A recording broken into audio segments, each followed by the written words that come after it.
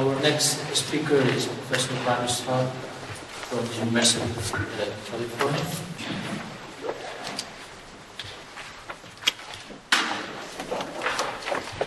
What do we say? How's that sound? Okay? No?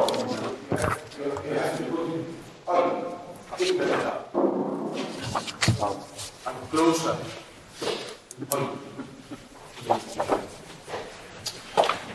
It's a binary situation. No?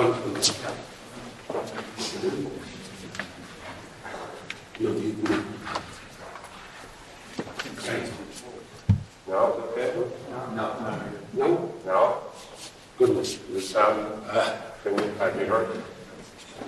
I'm just going to see. Okay. Is it closer?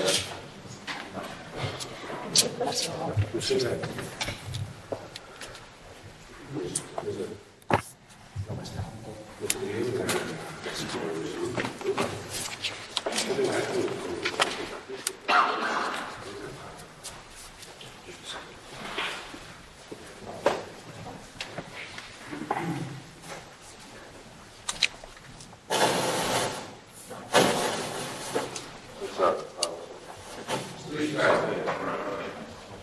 Okay?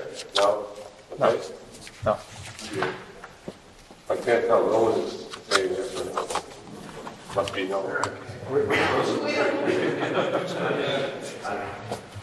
Please, would you sit down and use that as a microphone? Okay. Sorry, I think. This one is safe.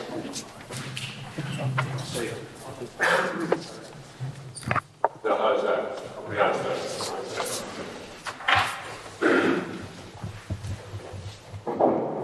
Now that I can be heard, I would like to say how happy I am to be here, and thank you very much for inviting me.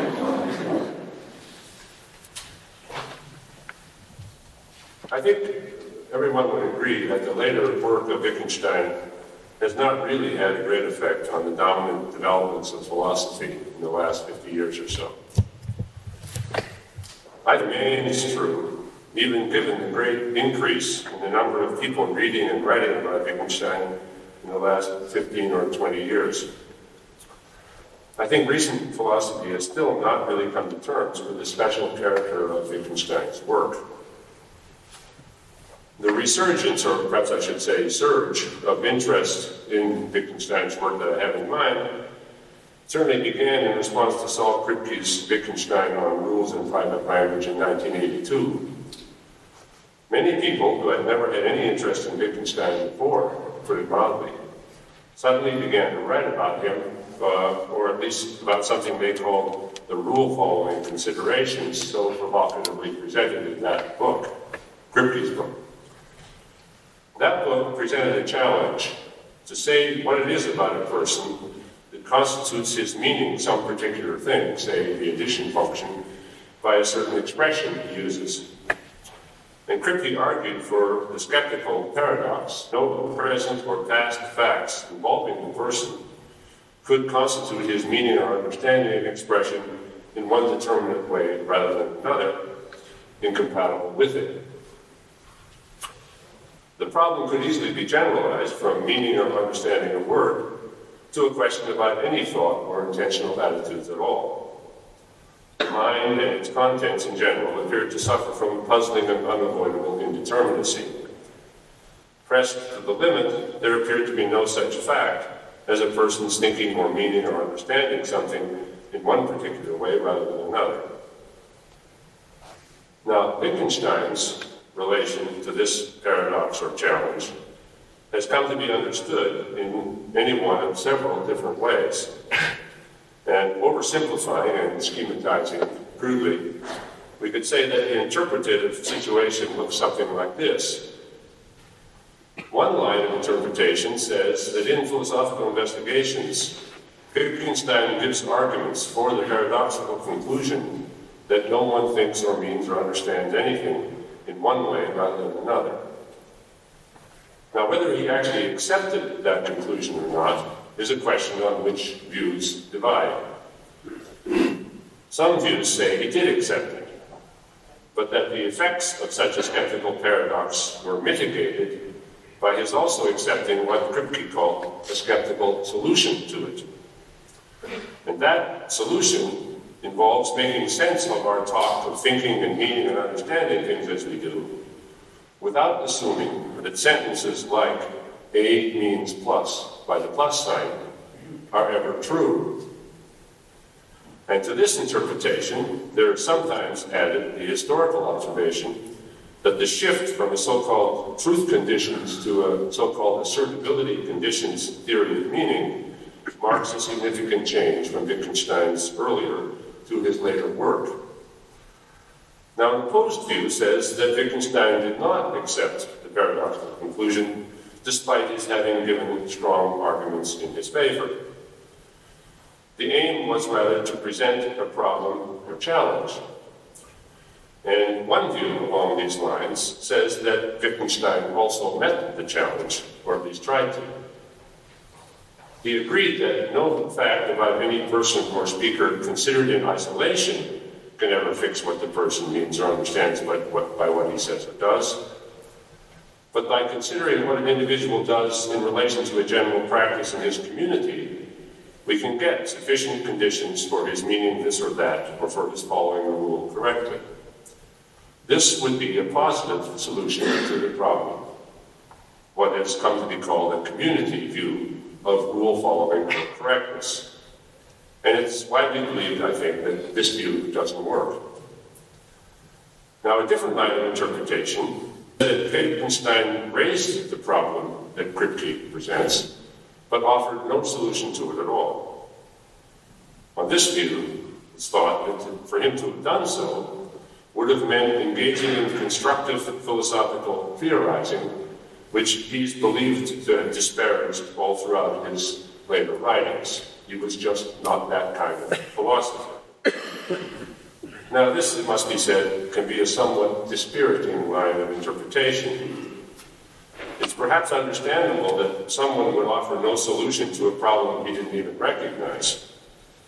But once this problem has been identified and its force has been made plain, ignoring it or denying its force would look like simply turning away from something that cries out for philosophical explanation and understanding.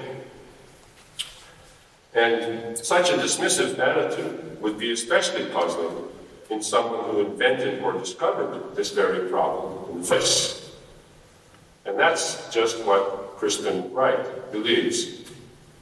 He thinks, as he says, that Wittgenstein essentially invented this philosophical problem. And, he says, that was an astonishing feat of philosophical perceptiveness and creativity. So how then can we explain Wittgenstein's refusal to solve it? Well, David Ferris, too, finds Wittgenstein evasive on what he calls the question that we all want to hear him answer. What constitutes a person's following a rule correctly? Or as David Ferris puts it, what underpins the practice of the community in speaking as it does and keeps its vocalizations on the rails? How can we explain Wittgenstein's apparent refusal to say anything positive on this question? It would seem that only complacency or a distaste for what Crispin Wright calls constructive philosophical action could account for such evasion. But then, what accounts for that complacency or distaste? Well, these are some of the best-known current interpretations of Wittgenstein, and they vary widely and they disagree among themselves on many points. But I want to suggest that every one of them still fails to come to terms with the special character, or perhaps I should say the special stance, of Wittgenstein's work. All these interpretations try to place Wittgenstein somewhere within a set of possible positions on a question whose source, I believe, he makes great efforts to show lies in an identifiable confusion. Now, the deeper roots of that confusion can perhaps be felt and appreciated, but they cannot be overcome by giving an answer to that question. So I want to try to explain this by sketching what I think Wittgenstein actually does idea of a person's thinking or meaning or understanding something in a particular way.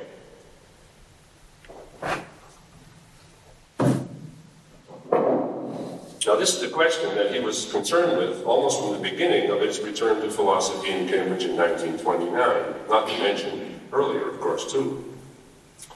Behind his whole treatment of it in his later work, there remains what he had in mind in a remark that he wrote to himself, as it were, in 1931. He says this: "The limit of language is shown by its being impossible to describe the fact which corresponds to, or is the translation of a sentence, without simply repeating that sentence." Let me read that again. "The limit of language is shown by its being impossible to describe the fact which corresponds to a sentence without simply repeating the sentence." And to this he added in parentheses, "This has to do with the Kantian solution of the problem of philosophy." So I will do what I can to explain what I think are some of the implications of this rich, enigmatic remark. At the very beginning of philosophical grammar, also in 1931, Wittgenstein is concerned with how one can talk about understanding and not understanding a proposition. By understanding, he has in mind what he calls a psychological reaction while hearing, reading, uttering, etc., a sentence. In the Tractatus, he had spoken of a sentence as the expression of a thought in a form perceptible to the senses. So the understanding he has in mind here is what he calls the phenomenon that occurs when I hear a sentence in a familiar language and not when I hear a sentence in a strange language. I understand a sentence in a language familiar to me as soon as I hear it or see it. What I understand are those signs or marks right there on the page. I understand what they express. Wittgenstein thinks it would even make sense in certain special circumstances to ask, do you understand what this clump of trees says? He thinks someone could express something by arranging a clump of trees in a certain way, as a kind of code, say. And someone could see the trees and understand what they say. Now, we could say that someone who sees the trees and understands what they say knows what proposition those trees express. And we could say the same of someone who sees and understands a sentence. But we cannot say that such a person also understands that proposition he knows to be expressed by those trees, or that sentence, in the way he understands the clump of trees or the sentence. It isn't that he knows what proposition the trees or the sentence express, and also knows what proposition that proposition in turn expresses. Apart from the clump of trees, or the sentence there on the page, there is no such further item to express or mean anything. Once he understands what the clump of trees or the sentence says, or he knows what proposition it expresses, there's nothing else in the situation for the person to understand.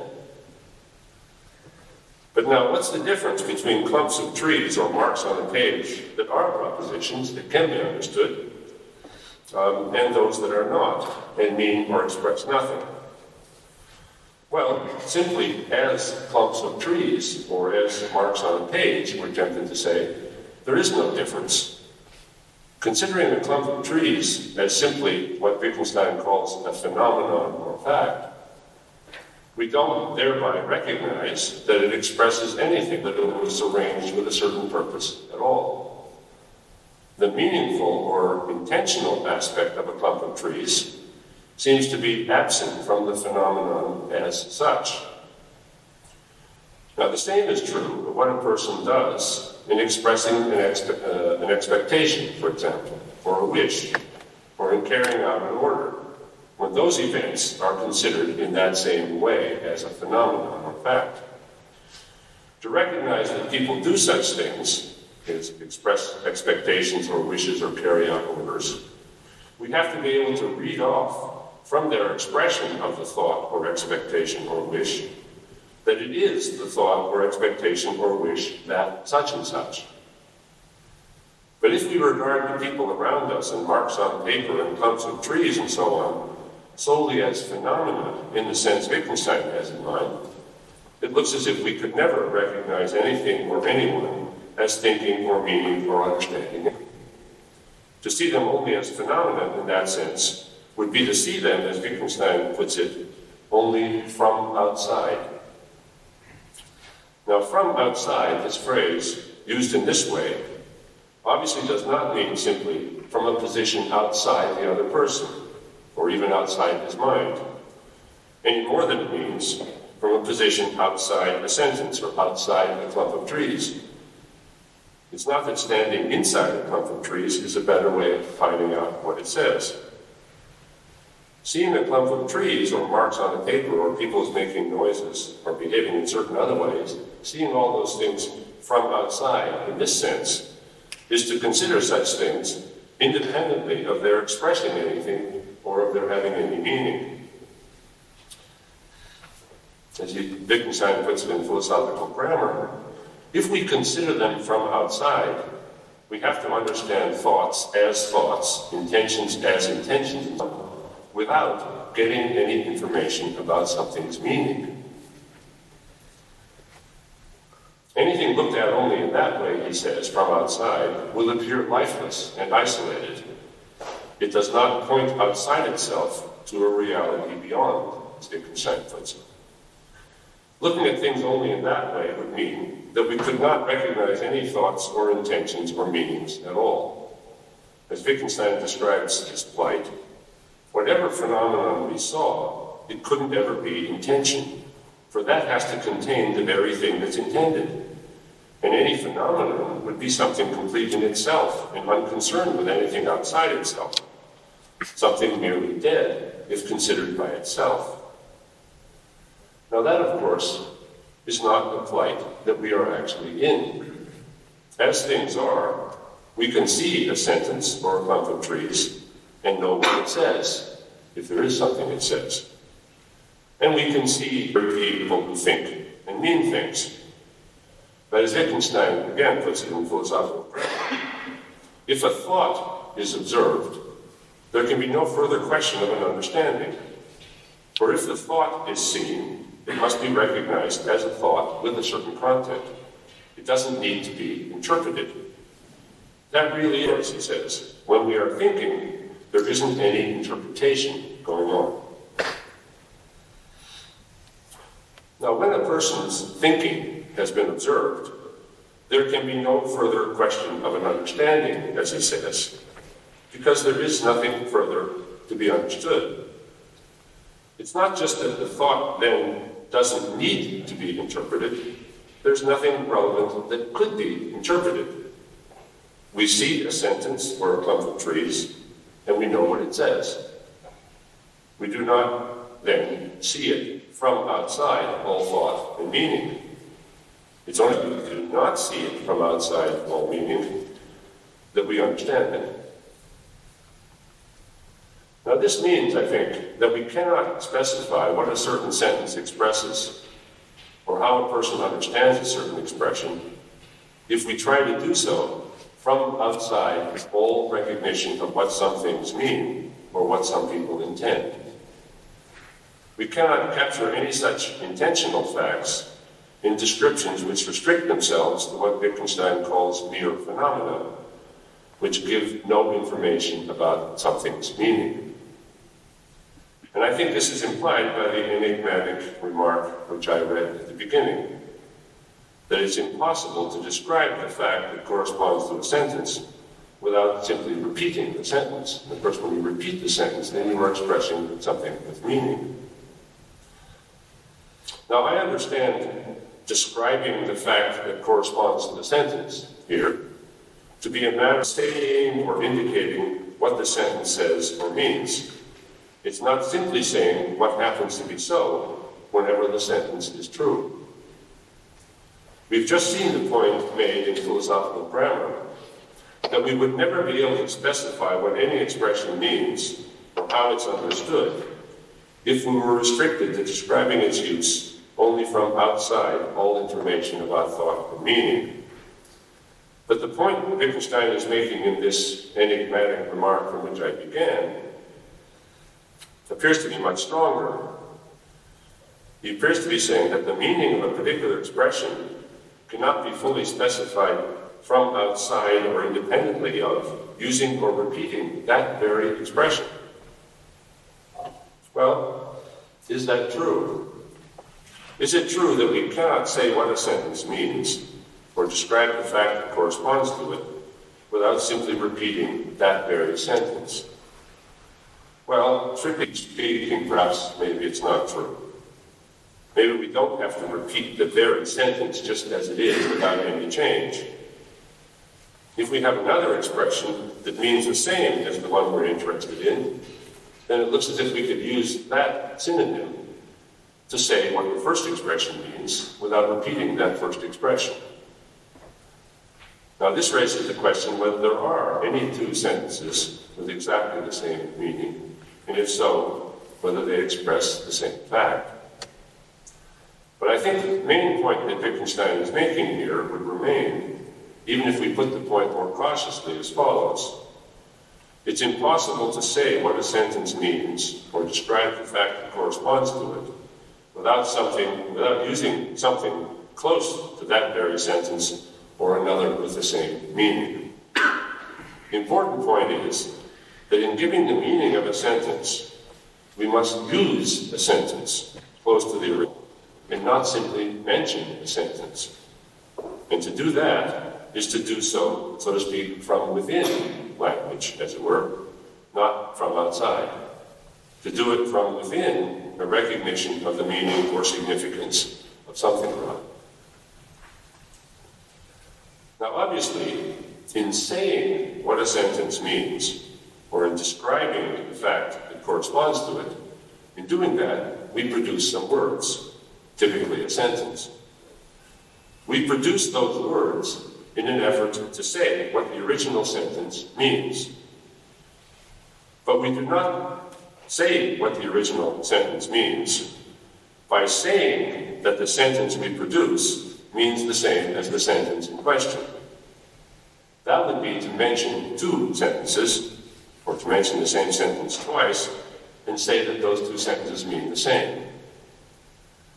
But when we repeat the original sentence by way of indicating what it means, we do not at that point mention the sentence. When we utter the words we use to say what the original sentence means, the words we produce are not said to have the same meaning as the original sentence. We give the meaning of the original sentence in saying what we say. If all we managed to say was that two mentioned expressions have the same meaning, if that's all we managed to say, then we would not succeed in giving that meaning or in specifying what the original sentence means. That's because to say of one sentence that it means the same as another is not to say anything about what that sentence means. I can know and say that a certain Turkish sentence means the same as a certain sentence in Urdu without understanding a word of either of those two languages. All I know is that two sentences mean the same. So knowledge of the sum of mentioned expressions is not enough for knowing the meaning of those expressions. That's why I think Wittgenstein is right to stress that some words must be used with a definite meaning and not simply mentioned in saying what an expression means or in describing the fact that corresponds to a given sentence.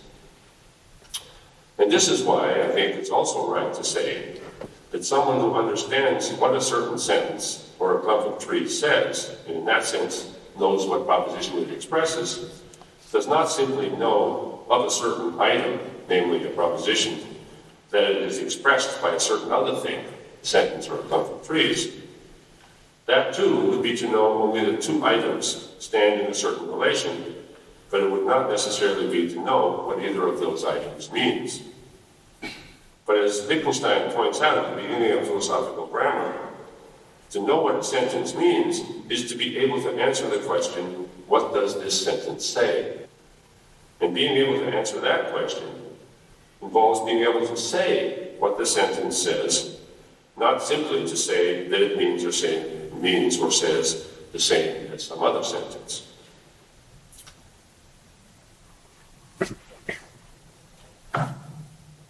So that's what I think Wittgenstein is saying in those early works, philosophical grammar, philosophical remarks.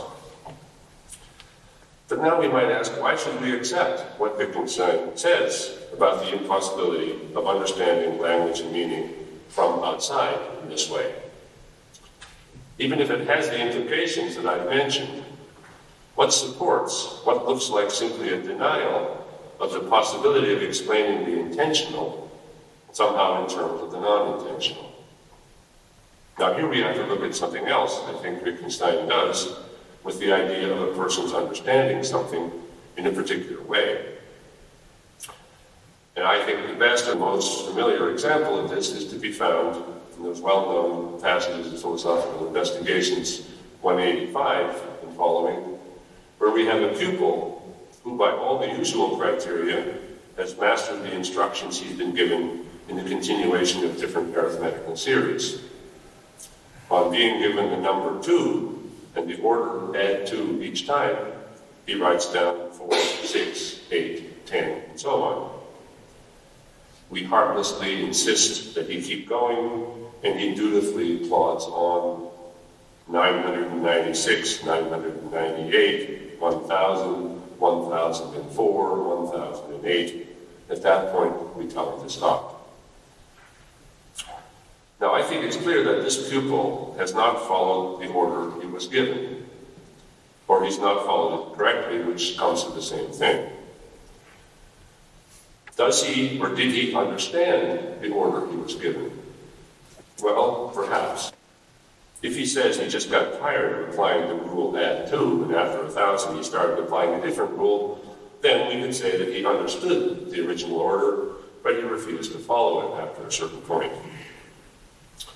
But if he responds as Wittgenstein imagines him, by saying, when we point out that he's written down 1004 and 1008, yes, but isn't that right? I thought that was how I was meant to do it.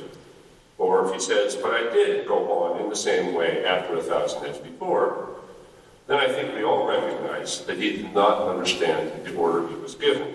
He did not follow that order correctly. Now we know that because we know what the pupil did after 1000 is not in accord with the order as it was meant.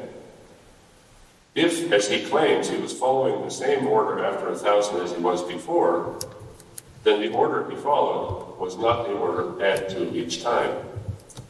And that means that even before reaching 1000, he was following the order add 2 each time, even though every number he wrote down was in fact 2 more than the previous number. The sequence he wrote up to 1000 was in that sense in accord with or in agreement with the rule add 2 each time, but that was not the rule that he was following. Now, Wittgenstein was fond of arithmetical series in discussing meaning and understanding because they serve to bring out a fundamental point. What a person continuing a series has written down at any given time never uniquely determines what rule he is following. His understanding of his instructions is shown or expressed in his doing what he does, but the outcomes of those actions, the numbers he writes down, do not fix what his understanding is, no matter how many numbers he writes. His having written the numbers is compatible with his understanding what he's doing in indefinitely many different ways. Taking up Wittgenstein's phrase from philosophical grammar, we could say that with respect to fixing what the person understands, the numbers written there on the page represent only something viewed from outside. They are to that extent lifeless and isolated phenomena or fact, which do not point beyond themselves to how they are or were understood. Now, of course, in considering this example as we do not view everything the pupil does completely from outside all thought and meaning. I've spoken of writing down numbers, but what the pupil writes on the page are, strictly speaking, numerals, which we understand to stand for numbers.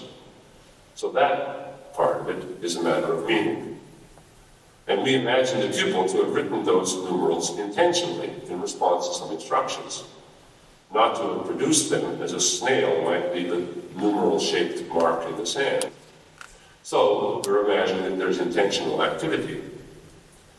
In entertaining the story as we do, we take the pupil to understand the order in some way or other and to have certain intentional attitudes. But even if we grant that the pupil intentionally writes numerals and means each one of them to stand for a number, and we know which numbers they stand for, we still cannot determine what rule he is following as long as we're restricted to describing the numbers only, so to speak, from outside in that way. The same holds for any attempted specification of the meaning or sound, the meaning of the sound or marks add to each time by which the order was given to the pupil. Considered as a phenomenon or fact complete in itself, that sign or sound add to each time could mean or could have meant any number of different things, or nothing at all. Viewed outside all information about thought or meaning, it obviously imposes no constraints on what the pupil is supposed to do when he hears or sees it. We know that the pupil violated the constraints imposed by the order as it was meant. He did not follow it correctly. So we obviously do not view that sound or mark add to each time in only that outside way which imposes no constraints. We understand the expression add to each time. We know how it was meant. And the meaning of that expression, or how it was meant, is what determines what step is to be taken at each point. Wittgenstein asks in 190, what determines how the order was meant? And he answers, the kind of way we always use it, the way we are taught to use it. Now, as a general observation about meaning, this must be right.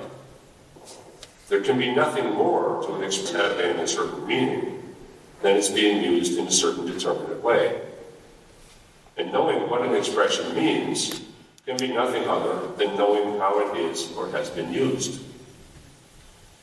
But if use is what is appealed to in accounting for our understanding of meaning, that use must be described in a certain way, or the idea of use must be understood in a certain way.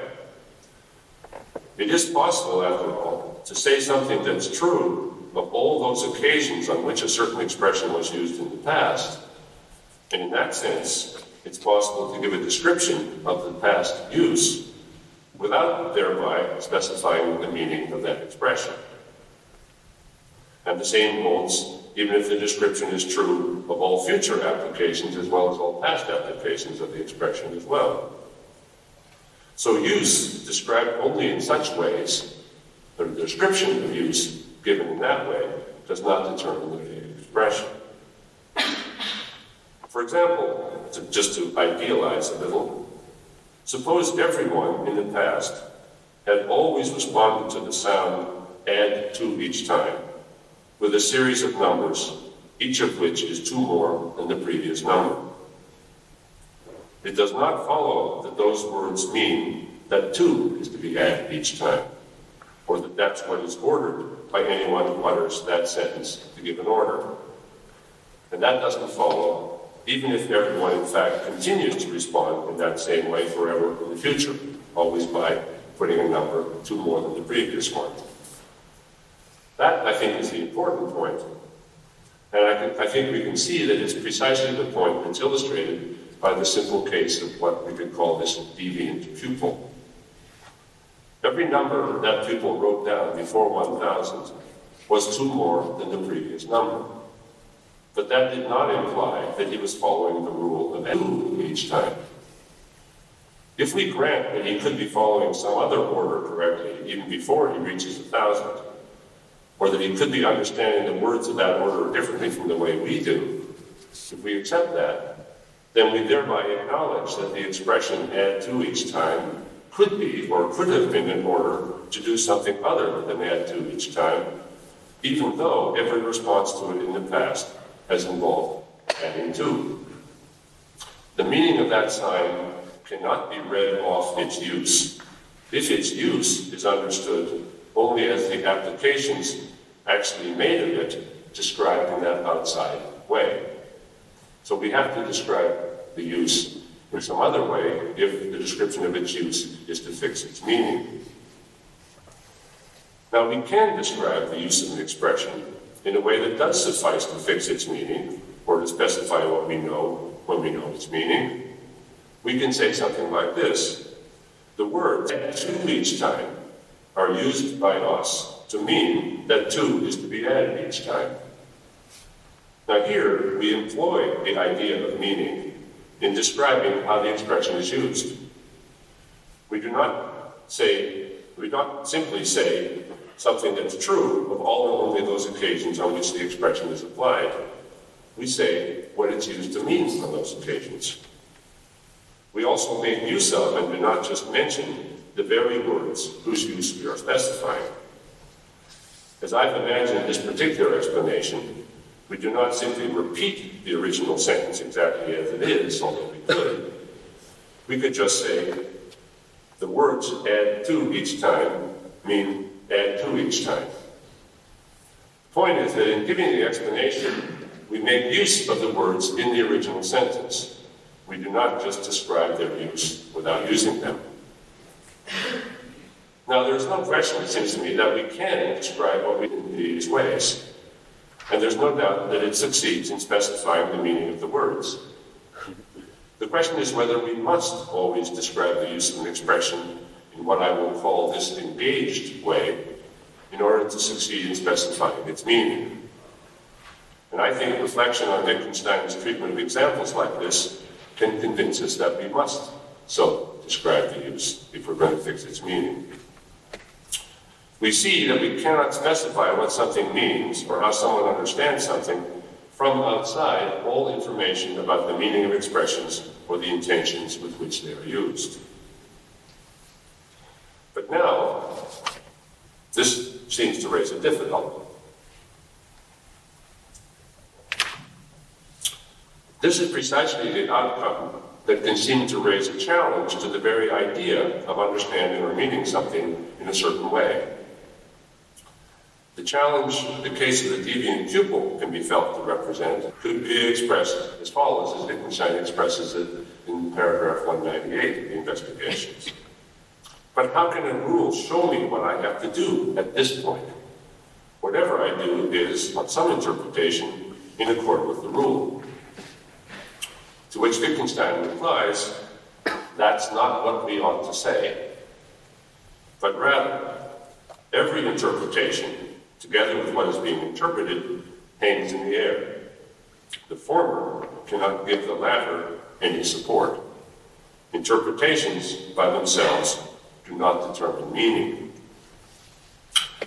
Now, when he says interpretations by themselves do not determine meaning, I take him to be saying that producing one expression as an interpretation of another expression is not enough to specify what the first expression means or how it is to be understood. That must be so if giving an interpretation is not only substituting one expression for another that's said to mean the same. Both expressions would still, so to speak, hang in the air without attaching themselves to any particular meaning. That's to say, as I put it earlier, synonymy of merely mentioned expressions is not enough to specify the meaning of either of those expressions. Now, to suppose that that's all we could ever do to specify or understand the meaning of any expression would lead to an infinite regress. If specifying or understanding the meaning of an expression always required another expression, and that expression in turn had to be understood, and that in turn required another expression, there would be no saying what any expression means and no understanding of anything. And this, I believe, is the source of the apparent paradox Wittgenstein states at Philosophical Investigations 201. If no action could be determined by a rule because every course of action can be made out to accord with the rule, then there would be neither accord nor conflict. nothing would have any determinate meaning. This, Wittgenstein says, was our paradox. And it's precisely the so-called skeptical paradox that has generated so much of the current interest in Wittgenstein. Well, what's Wittgenstein's response? Does he try to say, in the face of the challenge, what actually constitutes a person's meaning or understanding something in a particular determinate way? Is that his response to the paradox? No, it is not. As we see in 201, Wittgenstein says that there is a misunderstanding behind this alleged paradox. The challenge rests on confusion. We know the thought behind the paradox must be confused because we've just seen that it's not true, as the so-called paradox claims, that every course of action can be made out to accord with any given rule. We know that what the deviant pupil did after 1000 is not in accord with the rule to add 2 each time, nor can it be made out to accord with that rule. The rule to add 2 each time requires that 1002 be put next after 1000. That's the course of action determined by that rule at that point, as we all know, and the deviant pupil did not do that. What is true is that what the deviant pupil does can be made out to accord with some rule which he could understand or might have understood to be expressed by the words add 2 each time. We can make sense of the pupil as having understood those words in what for us is some such deviant way. Perhaps it ends the words as an order that 2 is to be added each time up to 1000 and 4 is to be added after that. But to understand those words in that way is not to understand his deviant actions as being in accord with the rule to add 2 each time. We have seen that his actions are not in accord with that rule. Nor does thinking of him as understanding his instructions in this more complicated way that I described show that any action can be made out to accord with the rule he would then be following. Because the rule he would then be following on that more complicated reading is a rule that says that 1004 is to be put in the next step after 1000. No other course of action could be made out to accord with that rule at that point either. So it's a confusion to say that the deviant pupil who follows that more complicated rule, add 2 up to 1004 thereafter, it's a confusion to say that that pupil understands or interprets the rule to add 2 each time differently from the way we do. He does not. As we now imagine it, he does not interpret that rule at all. For one thing, there's no such thing for him to interpret. He interprets or understands in a certain way the words he hears.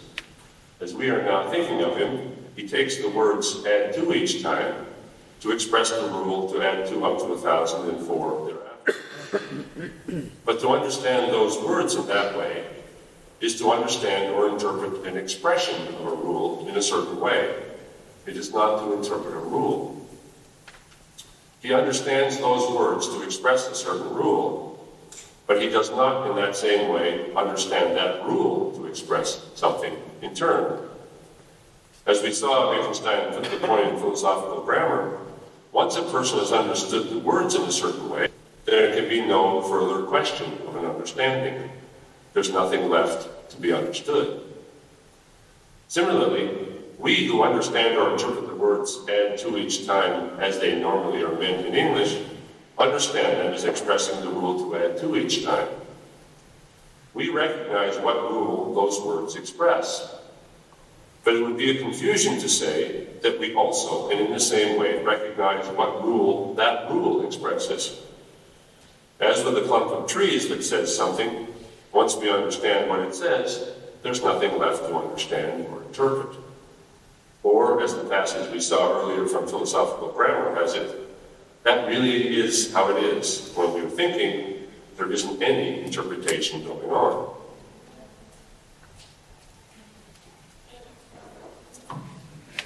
So the demand that leads to the apparent paradox is the confused demand for what are often called more and more rules for interpreting rules. Or as Crispin Wright puts it in summarizing the challenge that he thinks Wittgenstein refuses to take up, how can there be what Crispin Wright calls something which carries determinate instructions for an open range of situations when anything I say or do in explaining it will be open to an indefinite variety of conflicting interpretations? The realization that we could never reach the end of any such chain of possible interpretations is what makes it look as if no distinction can ever be drawn between correct and incorrect applications, so there's no such thing as meaning or understanding something in a particular way. That's the source of the apparent paradox or challenge. Wittgenstein's reply in 201 is to say it can be seen that there is a misunderstanding here, and I think he's right. I tried to bring out what he thinks the misunderstanding is. The misunderstanding is the idea that meaning or understanding something in a particular way involves thinking or anyway somehow possessing something else which is also meant or understood in some way. But that thing in turn would stand in need of further interpretation or specification in order for it to be meant or understood in a particular way, and so on. And that really would make understanding or meaning anything impossible. But once we see through the confusion, there's no such threat of regress. When we say in language what our words mean and how they are to be understood, there's nothing else to be understood or interpreted other than the words we utter. Now, when I say in language, I mean the words that we use and do not just mention in saying what certain words mean. Those words themselves have a determined meaning as we're using them occasionally, and they are to be taken or understood in a certain way. And what we say will then have been understood. We've imagined a deviant pupil as understanding the expression add 2 each time to mean that 2 is to be added up to 1,004 thereafter. But now if we ask him, this deviant pupil, to say how he understands the expression add 2 each time, we could expect him to utter words like this. The expression add 2 each time means that 2 is to be added each time. Or he might even say, add 2 each time means add 2 each time.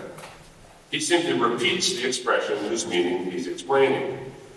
And of course, that's exactly what we do too. We utter those same sounds in expressing our own understanding of what that expression means.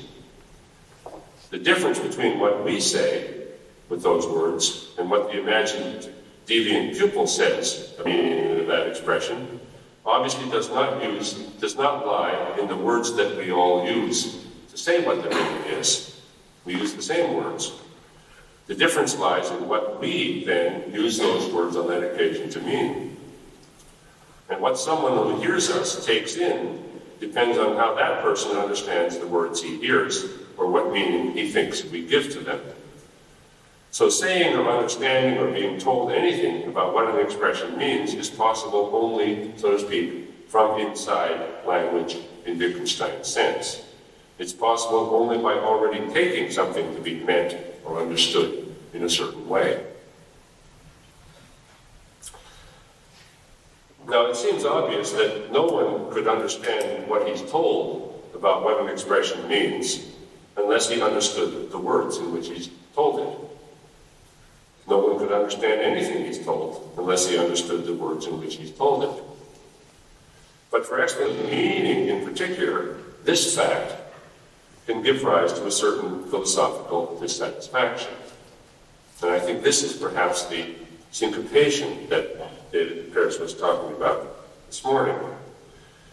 I think there's a deeply felt philosophical expectation or demand that meaning must or should be explainable or made intelligible in some other better way than that.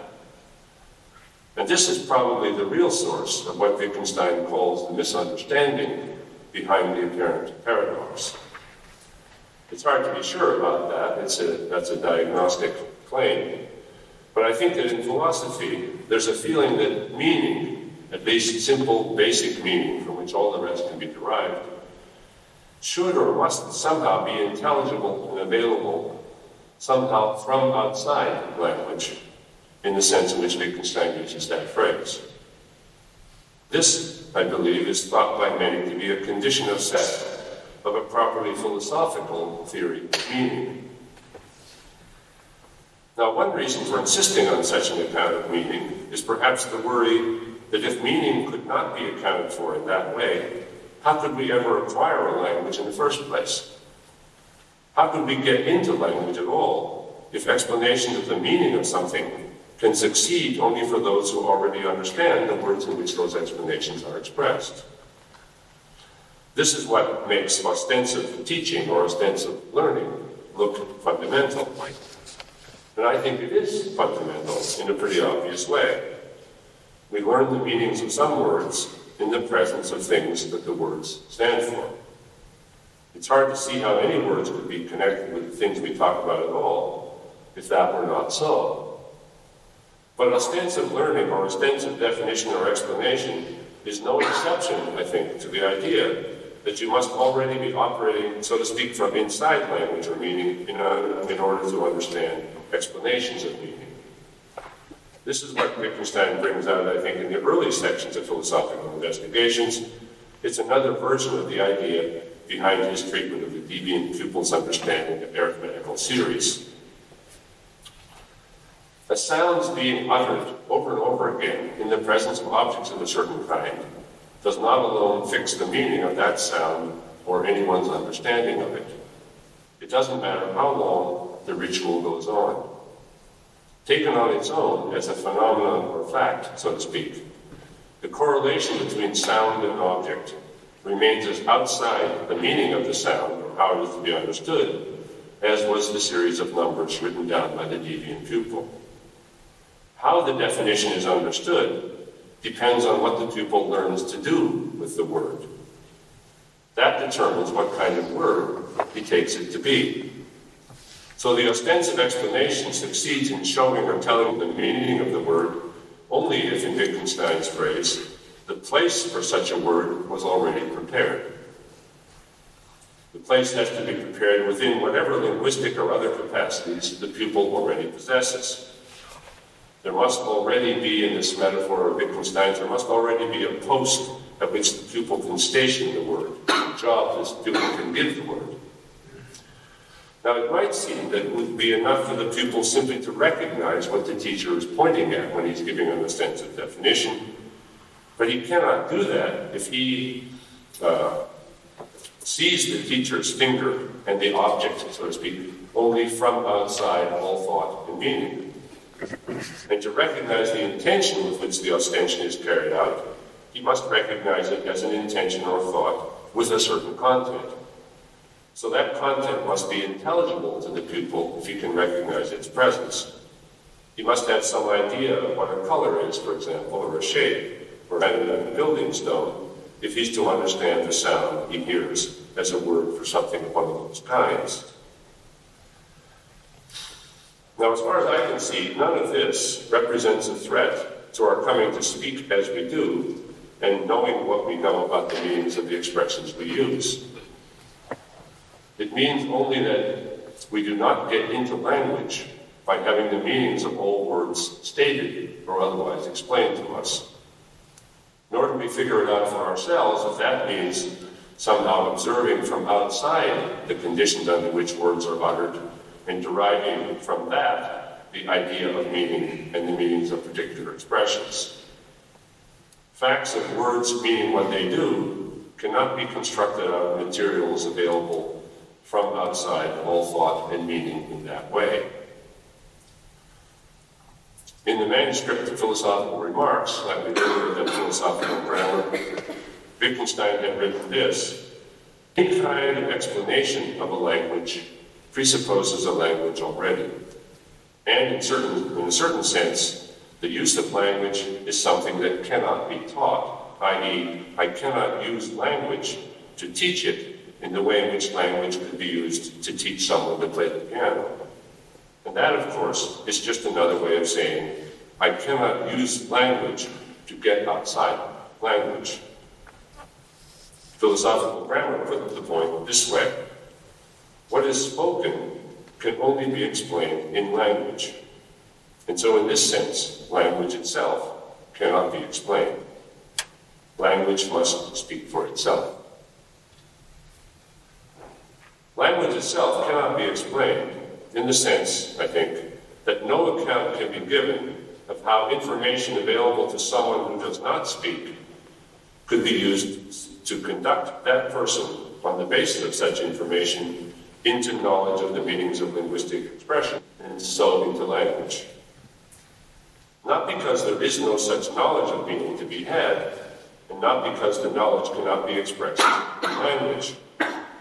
There is such knowledge, and we all have it, and the knowledge we have can be expressed in language. But we have that knowledge as a result of being able to speak. It's not knowledge that can be used to give someone knowledge of meaning, or to instruct or guide someone into meaning or understanding something in a particular way. And that's because no one could receive any of the proffered information without already possessing at least some measure of what the instructions were trying to impart.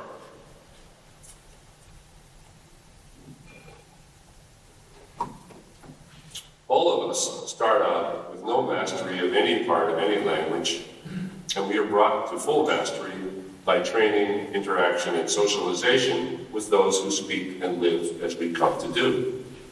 This is a fact of human life. It's also part of what Wittgenstein calls the natural history of human beings. He says that commanding, questioning, recounting, chatting, and so on, which after all are all linguistic activities, that these things are as much a part of our natural history as walking, eating, drinking, and playing. So our thinking and meaning and understanding things in the way we do is in that sense a contingent fact. Things could have been otherwise, and in that sense, things could be otherwise tomorrow. Does that mean that there's something precarious about our continuing to mean and understand things as we do? Well, if it does mean that, and if what I've been drawing attention to is right, then we have to concede that there is nothing beyond the ways we already understand and mean things that we could consult for instructions about how to continue to do it, or to continue to do it correctly or securely. Nothing fully independent could tell us what we have to do to get our applications of words into accord with the meanings we've given to them or want to attach to them. Nothing outside all meaning and understanding could serve as a check that our vocalizations are indeed on the rails, as it were. Nothing can fulfill such a function. And there's no set of conditions independent of all considerations of meaning or understanding that we could discover to be sufficient to constitute a person's meaning or understanding and expression in a certain way. So there is, in that sense, I think, no foundation to thought or language. Nothing on which thought and meaning can be seen to rest. As Wittgenstein puts in the remarks on the foundation of mathematics, to what extent, he asks, can the function of language be described? If someone is not sure of a language, I may bring him to a mastery of it by training. Someone who is master of it, I may remind of the kind of training, or I may describe it for a particular purpose, thus already using the technique of the language. I can do all that. The difficult thing here, he says, is not to dig down to the ground. No, the difficult thing is to recognize that the ground that lies before us is the ground. For the ground keeps on giving us the illusory image of a greater depth, and when we seek to reach this, we keep on finding ourselves at the old level. Or as he sums it up, our disease is one of wanting to explain. Well, by conclusion, let me just say this. It's at this point, I think, if not earlier, that many people begin to feel definite philosophical disappointment, to put no further point on it. But I think that by now the object or cause of the disappointment cannot be simply evasion or a refusal to answer a definite question, especially when we've seen the reasons why there cannot be an explanation of meaning of the kind that those who feel disappointment might seek. And we know that it takes a sustained, intricate investigation to bring this situation clearly into view, as I believe Wittgenstein has done. So I don't think it can be a case of complacency or simply turning away from an identifiable problem either. After all, what I've been trying to sketch is Wittgenstein's philosophical response to the human fact of meaning or understanding something. Now, it's true, it's not a so-called constitutive analysis of that fact.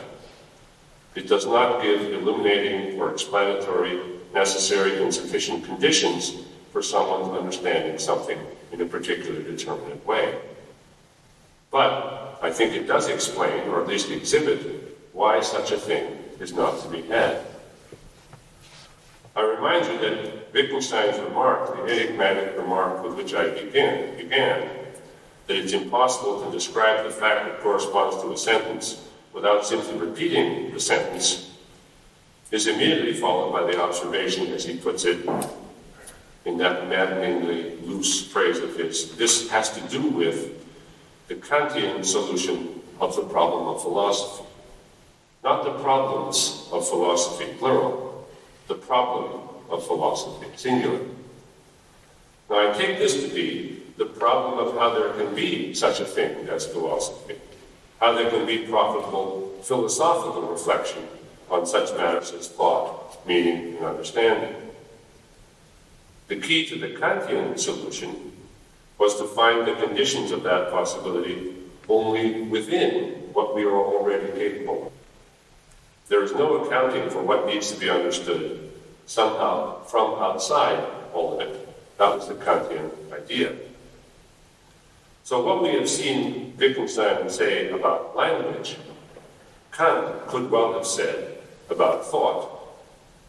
Our thinking what we think and how it is thought can only be explained in thought. And so in this sense, thought itself cannot be explained. Now, this too, no doubt, can be disappointing. But however disappointing it might be, we know that, coming from Kant, it's not an expression of evasion or complacency or a distaste for constructive philosophical reflection.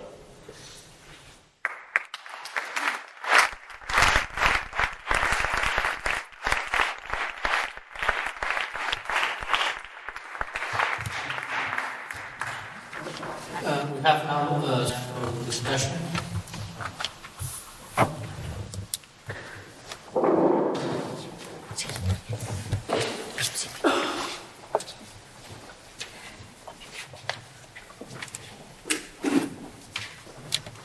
This is a question about your diagnosis you offered. At one point you were pointing out that when we give explanations of things, we have to say something. To say something we can be understood, we have to understand the meaning of what is said. So when we give explanations of what we mean, there seems to be a circle involved that creates a certain kind of dissatisfaction. I want someone breaking out of that circle and giving an account of what is meant that doesn't in turn involve understanding what is meant in the offering of the explanation. And that part of the diagnosis. And that's where my question comes in, about how to understand that diagnosis, what the, I suppose, level of generality of it is. And the reason I ask is because it seems to me that the point about understanding things from the outside, and when we try to understand things from the outside, the lights go out in a certain kind of way. We get caught up in a certain kind of philosophical problem.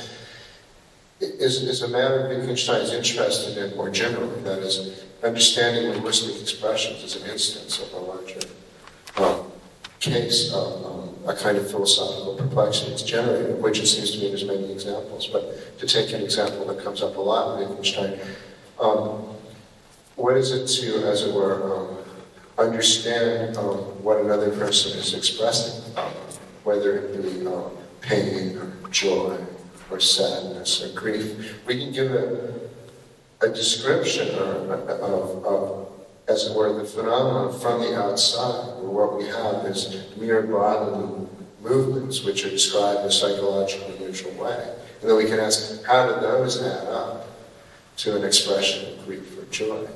And we're going to have a similar sort of problem, I take it. And then it seems to be and then Wittgenstein's solution to that problem, to put it very elliptically for a moment, is not unlike the solution he sketches in 201. That is, there has to be a way of grasping what another expresses that is not an interpretation of bodily movement.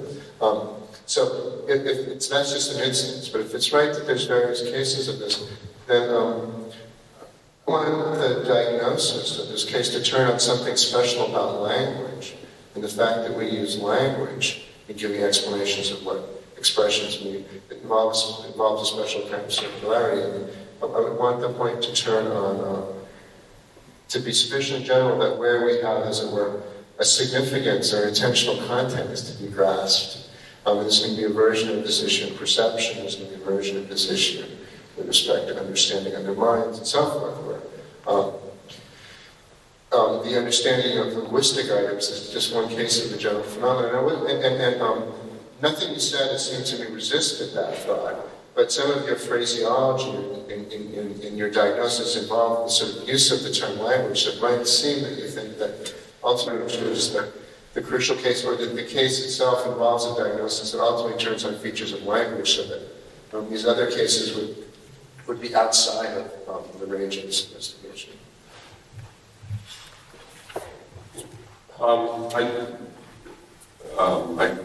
I agree with what you're saying, which makes it hard for me to be sure I'm understanding what you're referring to by what you call the diagnosis that I offer. There is a similarity in that if we didn't naturally recognize expressions of grief, pain, joy, and so on, there wouldn't be any way for us to, as it were, construct such expressions out of mere bodily movements that we could observe or that are available to us. And that is structurally similar to the point about meaning. But I'm not sure what you're suggesting I said that makes it look as if the key to all of that has something to do with language. I'm not sure. Well, there's a moment that went by quickly, and it involved both the words meaning and language. And I said a question on which word you hit. That's why it's a genuine question, not a objection. But one thing one could say is, well, the reason there's a dissatisfaction here is because there's a special kind of circle we get into when we're trying to understand linguistic expressions. That in our accounts of what we mean by such expressions, we have to use language. And we need to understand something special about that circle. And if one puts it that way, then it looks like the diagnosis turns on something bigger about language and a kind of circularity that comes up when philosophical reflection takes language as object. If you use the word meaning instead, and both words came up, then one can think something like significance or intentional content, something like that, would be other cases of grasping a meaning. We don't usually think of, well, you could say, what does his expression mean? Well, he's smiling, it means joy. We forget the word meaning. Okay. It's not the philosopher of language's preferred use of the word meaning. No, I understand now. I was speaking about a dissatisfaction that one finds in trying to understand language, meaning of linguistic expressions, that, as you point out, is structurally similar to the kind of thing one can feel in recognizing other forms of intentional behavior. And I think perhaps, well, I was focusing on the way in which that dissatisfaction leads to a desire for what is usually called a philosophical theory of meaning, linguistic meaning, language meaning, which I think comes out of this kind of paradoxical situation.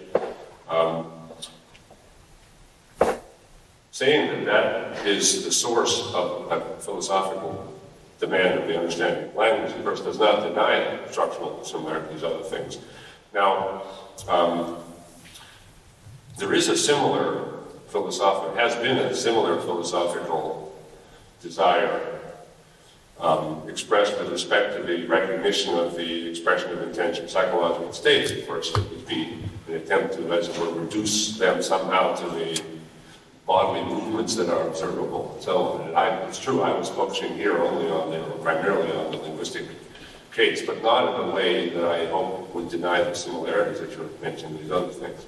So, if there was something like a diagnosis that I was offering, it would be a diagnosis of the particular case, or the demand in a particular case for a philosophical theory of meaning, an account, as it were, that would answer the question that Kripke's book poses. What is it that constitutes a person's meaning or understanding something in a particular way?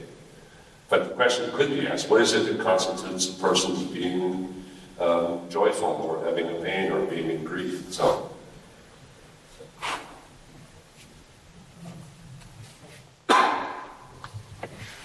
Well, going maybe too far from your subject or your topic, I would like to know your opinion. Do you think that Wittgenstein could be a relativist in some sense that this expression would have? Could you just mention maybe one sense it could have, or say a bit more about what a relativist? Well, you say there is no necessary and sufficient conditions about somebody meaning something. There are no necessary and sufficient conditions which we can discover which will imply that something means something or other, when those conditions are expressed without using intentional terms about what the person means or understands by the expressions he uses. No, as it were, reduction of statements about linguistic meaning to something that involves no assertions about any signs meaning anything. That's really what that's the position that I'm identifying as Wittgenstein bringing out. But I'm afraid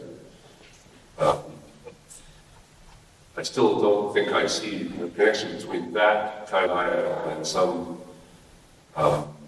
something called relativism. So maybe you could say a bit more. I'm thinking of some examples because I used that one of in the beginning of the remarks of mathematical foundation of mathematical about the tribe who change wood, making piles of logs. Yeah. Do you remember that one? How do you fix the meaning of the same? What is the same? Well, examples like that example is given of people who do some things that look, in certain respects, similar to the kinds of things that we do. And in fact, he even calls that a case of selling wood by different means. Now, that really is a case of selling wood or not, is perhaps something to be disputed or discussed in that case. As he describes it, they exchange some money for some wood, and they have a pattern of doing this, so in that sense it could be called selling wood. But I don't see anything, it's the term relativism that I'm having trouble with. I mean, they just do it differently.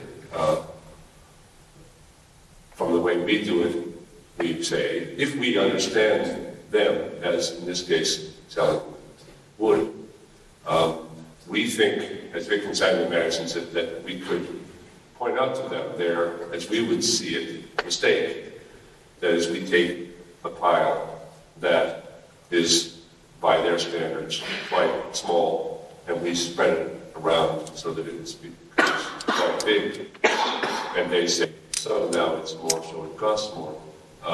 How we are to understand all of that, I don't know, in detail. But if we understand it as a case that they're selling wood, then that's that. That's how they do it.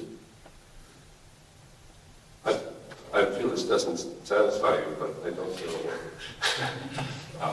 what the belief is. Could I just say what I know? What you would say is self-evident, and I agree with it all. But I just wanted to say a word or two about ostensive definitions, which you were saying they were a natural way to begin. And ostensive definitions are really just one way, and a rather artificial way, of course, of beginning to learn language. You can, and what they are really is, according to Wittgenstein, he talks about Erläuterungen. Of course, he talks already in fact about Erläuterungen.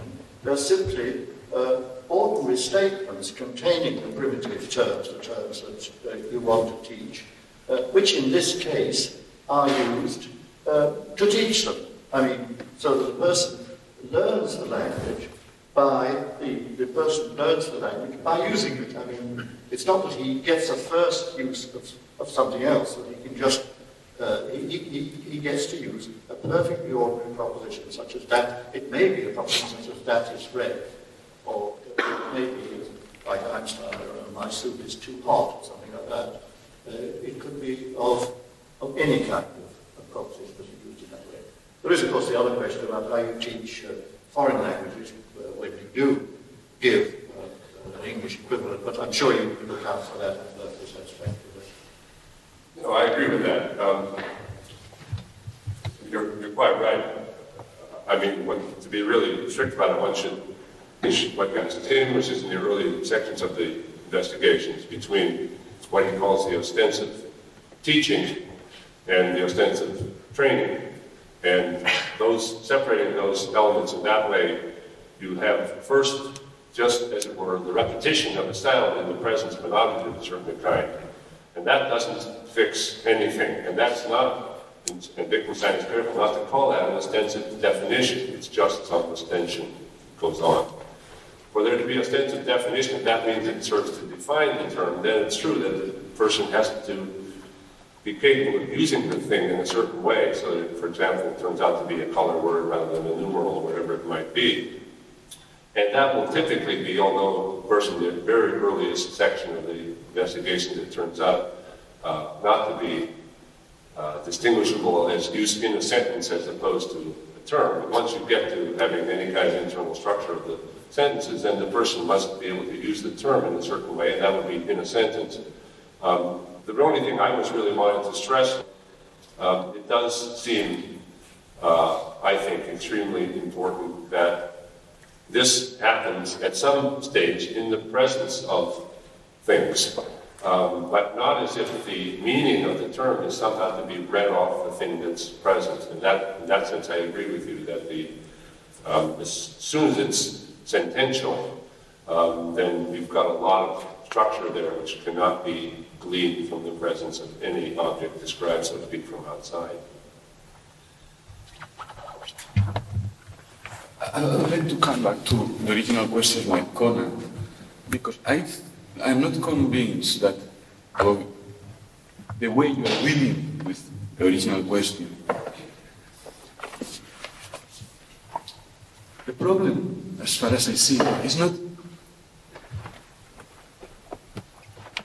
whether there is or is not a kind of similarity in what is inside the description of linguistic systems, what is outside, and the same ideas apply to looking at intentional phenomena from inside outside. the crucial question is, I think, that the crucial connection is that if language must speak for itself, there must be something previous to language that must speak for itself. In the sense that when you have a dialectic that ends by insisting that explanations must end somewhere, it's very important to focus what is, to point exactly where this somewhere is. Not because you put that this opponent is going to be right otherwise, but because for dialectical purposes, the illusion that he is right can be more powerful. And in the case, what I mean is that first, that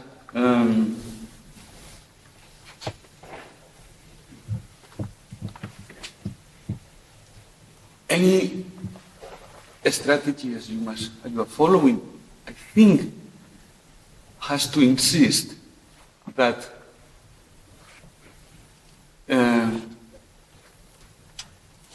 internal collections in language there is some condition of possibility of those internal connections in language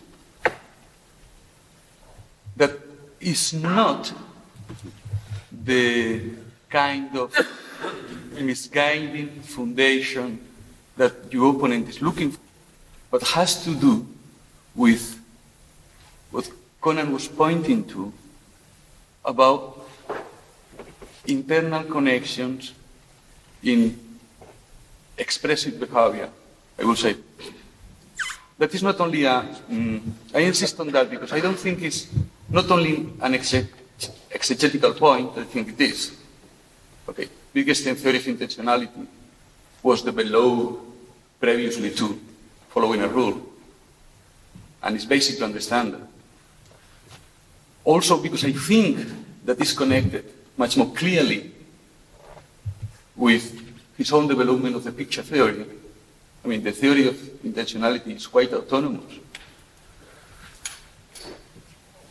in the sense that, remain all those attempts to fit the picture theory and the intentionality in the 30s and his rebuttal from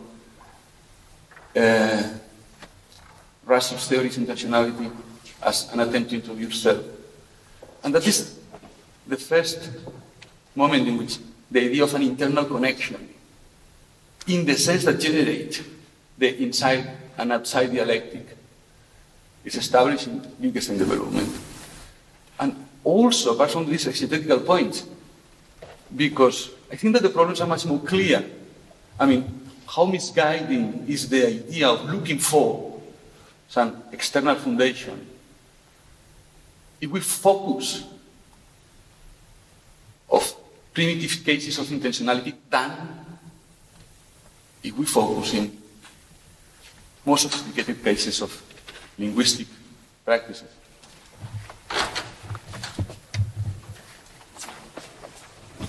Yes, I think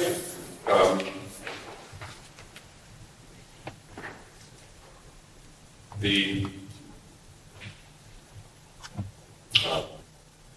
phenomenon or the fact that we recognize the expressive intentional behavior of others is, of course, something that doesn't require language, independent language, and the understanding of language must somehow be understood as connected with that. That is, that we can see and recognize what people are doing. And we can do that even when what they're doing is not linguistic, and that matters. That's, if you want to call that a foundation of language, you could. But it isn't, it doesn't stand in any foundational relation to the whole area of meaning, where that means our capacity to recognize intentional behavior. So I'm not sure that I understand what's behind what you're saying, but I would want to connect our capacity to understand what people say and mean with our capacity to recognize other things that people express and mean. It's only because language is part of people doing things together that it has the thing, linguistic items have the meaning that they do. That seems to me to be right. But I don't know whether that goes as far as what you were suggesting. Just what I am suggesting is that, for instance, in the case of intentionality,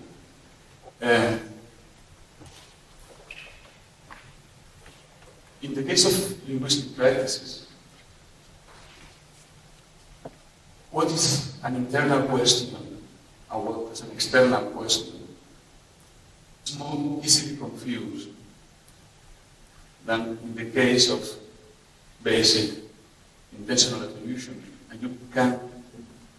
Can I stop you there? Because, see, the way in which Wittgenstein uses that phrase "from outside" that I pick up on, I think that it applies across this whole spectrum, so that trying to see what someone is expressing from outside recognition of the content of that expression by doing it in terms of the movements of their face or their arms or something is impossible, he's saying.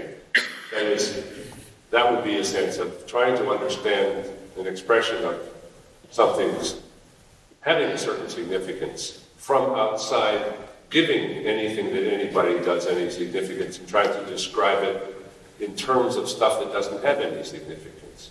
Now that sense of outside is contained to all of it, whether it's, that not just applies to linguistic behavior. So in that sense, that's the sense of outside, not the sense in which seeing how people respond when they don't speak is something outside language. That's not the sense of outside that I think is at work here. It's outside anything significant, anything that has any significance. And that's where the common, I mean, I think what Tim Cohn said is completely right. That's the common element between linguistic behavior and non-linguistic phenomena, to which the same idea applies. Robert?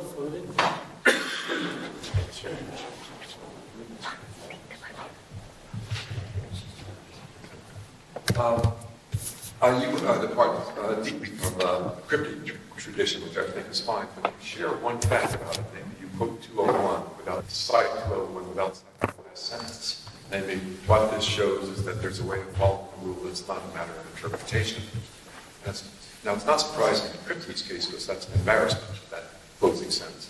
But it's not an embarrassment to you at all. Now, you do seem to suggest that maybe what he's saying is this. You finally reach a point where your only interpretation is to repeat what you've said.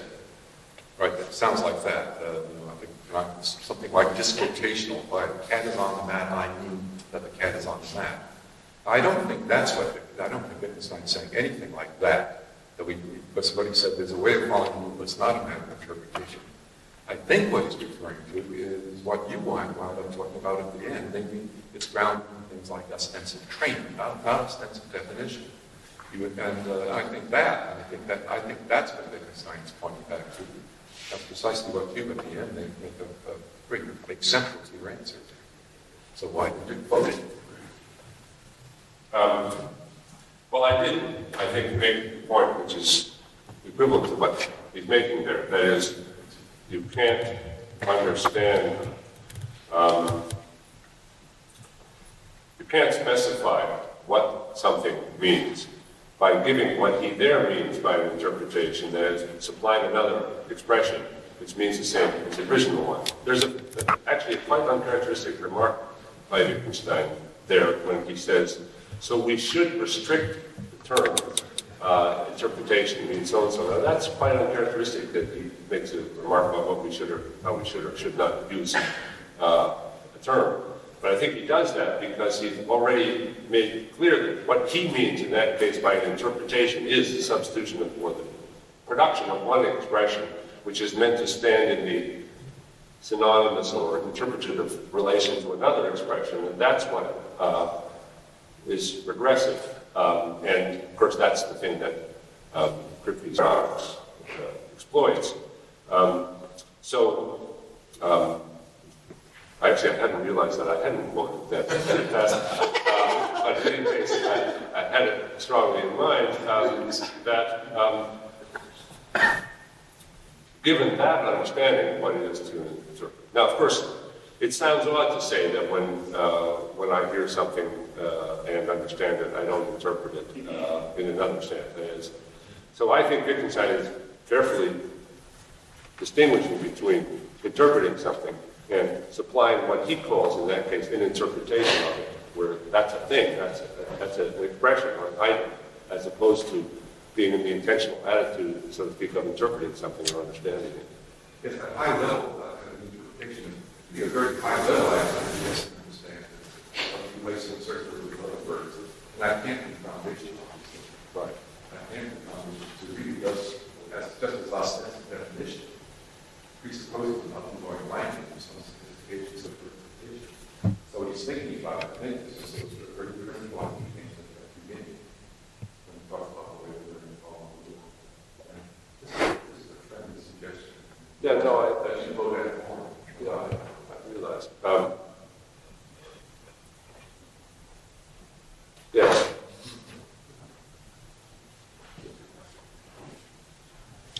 By imagining or hypothesizing a rule, the rule he or she is following. So there is always a rule that explains what he or she does, and that is, for the moment, being my hypothesis of understanding what that person does. A hypothesis that I may check later on, and I can verify or falsify, and so on, and so on. And I'm concerned about this practical intelligibility, how I understand what people do, because I understand perfectly well, I can always frame someone's action under a rule. And that's probably what psychologists or psychiatrists do all the time. They try to make sense of what the patient does by a hypothesis like, this is the rule that person is following, either in his thinking or in his action, or both, which is the same. Well, in that sense, with that premise that every time I face someone, I try to make sense of what she or does or thinks, under that premise, it follows that there is no way I face mystery. There is no way when I face something, I don't understand anything. I always try and understand anything. Something like being confronted with enigma, with mystery, is just not the possibility for human beings. It's just not the way we live, think, or act, or react to other people. Well, and I wasn't sure that that describes what human beings are all the time. I think usually we do that. Usually we work under intentionality. That is, we have to think, desire, wish, expect something. It's always when human beings are intentional beings, most of the time. I am not sure, and that's something I'm not sure whether that is all the time. That is, whether sometimes it's not the case that I just have no clue of what is going on, either with others' behavior or with my behavior. In that sense of what happens, for example, maybe that is what a good description for anguish, for depression, for mental processes where the person is having troubles with himself and the others are having troubles with that person. And in relation to this, I'm sorry for taking some time to explain myself. The point is that when you relate this friend, Wittgenstein friend with Kant, I always thought of Wittgenstein as being someone who would say, okay, there is no transcendent foundation of language.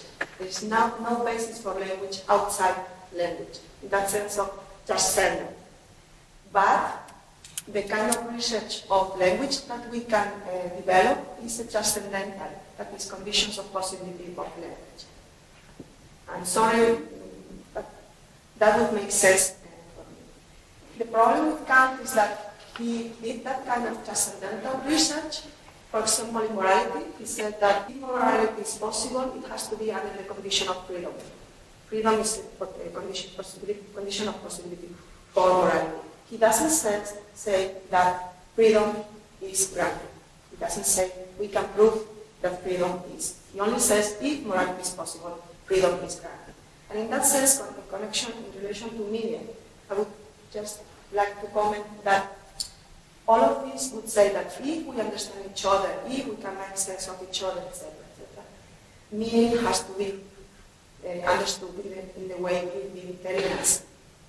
But maybe sometimes there is enigma, there is unintelligibility, and that would be interesting to understand and to talk about it precisely in relation to practical actions more than to theoretical discourse. Yes, I see. I think I don't think there's anything in the idea that we have to be able to recognize the intentional states expressed in the behavior of our fellow human beings in order for human life and language to work. I don't think there's anything in all of that which would suggest that we can never find any mystery or never be completely baffled by something or other that people do. But we can only be baffled about what they do because we already have the idea of understanding what people do, and in this particular case, or that particular case, we find that we're blocked. We can't do it. We have the idea of doing it, but we can't do it. And I think it's only because we can do it so much of the time that we have the idea of doing it. So in that sense, there's no implication that it's, as it were, easy or always available. Now, the comparison with Kant maybe suggests that if you think of Wittgenstein stressing these kinds of things in a way that puts him puts him in a parallel to Kant. Maybe there's the idea in Kant that the way he understands it, what he thinks of as the necessary conditions of the possibility of thought and experience must in some sense always be available. And there is, I think, an implication of that in general in Kant because of his transcendental investigation, which is investigation into the necessary condition of the possibility of thought, which he regards as being possible only a priori. And he does think that because these conditions are in us, they must in some sense be to us. And maybe it's because you're thinking of that parallel that you think there ought to be the same kind of availability of particular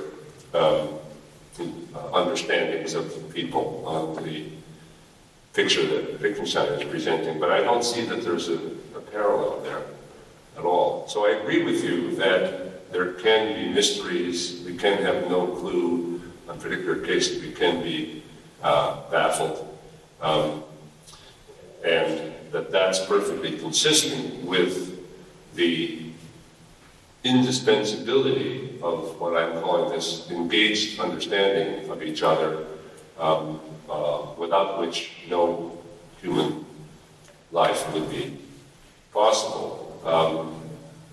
Well, maybe I'll stop at that.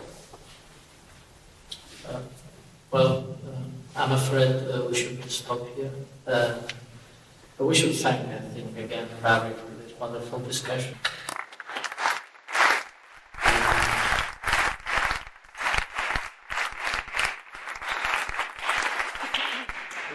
The symposium will resume at 4:30